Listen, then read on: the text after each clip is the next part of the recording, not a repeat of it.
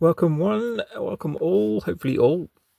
This is a good one actually. I like this set of Terracons from the Power of the Primes.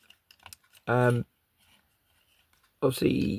they're all based on I don't know, I guess when they were released originally, I guess Dungeons and Dragon was probably a good popular thing at the time, so they needed some kind of I don't know what you call them, mystical characters, I guess. This is obviously Mothra, based on Mothra. And you can just see his little mouth there. So aside from that, I just bypassed something. So this is Cutthroat, some kind of bird. Much better than the original, because the original's gun actually formed a tail. Obviously, there's no need for that here. The only problem with this is his head is incredibly loose. So maybe if it'll do it, yeah. I mean, that's just not. I haven't got a dud one. I think it's well known that it is pretty loose.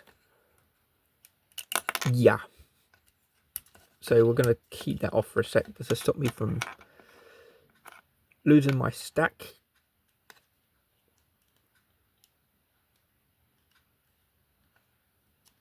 Pop that back on if it wants to.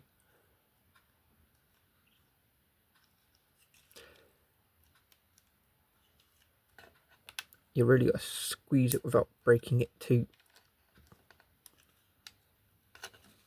Alright, we'll go with that, shall we? So, like I said, much better than the original. This set of Terracons, I actually like these, and I've prattled on endlessly about Devastator and at some point Piranacon. But the Terracons don't get much love, do they? And this is obviously whichever came first. This was the same mold used for Power of the Primes Swoop, and yeah, that's going to be a pain in the keister. Oh, look, there we go. No, there we go. And his gun, whichever way it wants to go. For some reason, it's got two. Yeah, it's that one. Yeah, this set is pretty cool. And you just notice my Decepticon insignia. Yeah, the Terracons were late run characters. Released in 1987, I think. 1986, 1987.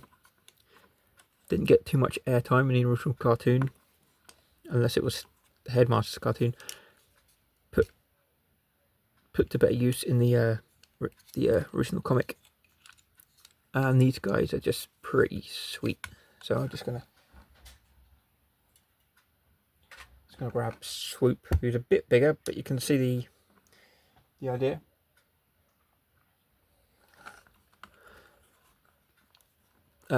It's one of those figures I don't know whether to keep as a single robot or keep it as a combiner. But the colour scheme is just pretty neat too.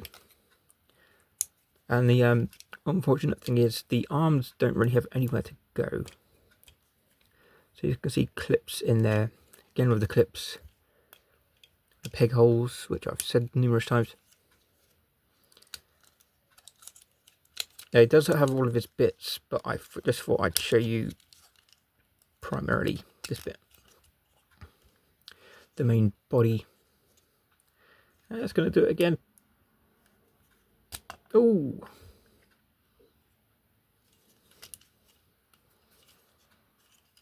And his tail that doesn't need attaching or any way.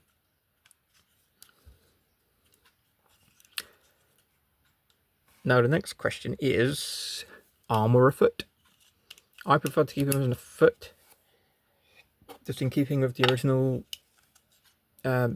animation.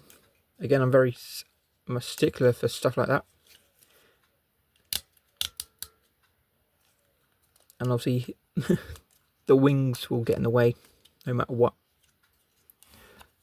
So there's a foot there. Yeah.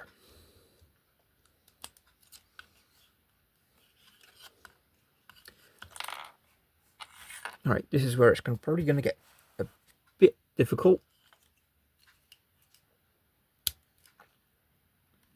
Based on... Yeah, okay, we'll go with that. Right, so there's a foot. I mean, the whole set is pretty cool. Now, how can I do this without everything falling off? Including his face. Like that, I guess. Cool. First time in. Now check this out. I think I've mentioned it on the block one too. Oh, and just because there's nowhere else for it to go, I just put the gun there.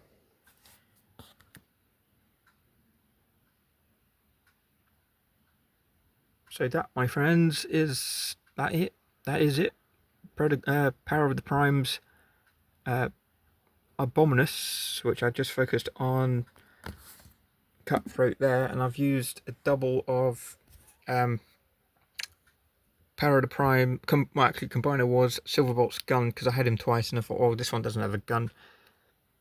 There's Block, there's Hunger, Ripper Snapper, Cutthroat, which I just mentioned, and Twin. The whole set's pretty cool, so check them out and hit that like button and like and subscribe. And again, thank you for watching.